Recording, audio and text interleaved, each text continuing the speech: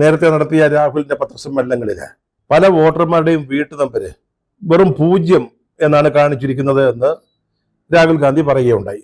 അപ്പൊ നമ്മുടെ ജ്ഞാനേഷ് കുമാർ, നമ്മുടെ മുഖ്യ ഇലക്ഷൻ കമ്മീഷണർ, അദ്ദേഹം എന്താ പറഞ്ഞത്? അത് വീടില്ലാത്തവരുടെയാണെന്നാ, തെരുവുകളിൽ കഴിയുന്നവരുടെയാണെന്നാ. അവർക്ക് വീട്ടു നമ്പർ ഇല്ലല്ലോ.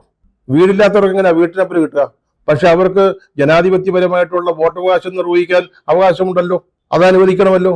അതുകൊണ്ട് വീടില്ലാത്തവർക്ക് ഒരു 0 അതായിരുന്നു വീട്ടു നമ്പർ. അങ്ങനെയാണ് ഈ 0 വീട്ടു നമ്പർ ആയതെന്നാണ് ജ്ഞാനേഷ് കുമാർ പറഞ്ഞത്. ഇത്തവണത്തെ അന്വേഷണത്തില് രാഹുൽ ഗാന്ധിയുടെ ടീം ഇതും കൂടെ അന്വേഷിച്ചു.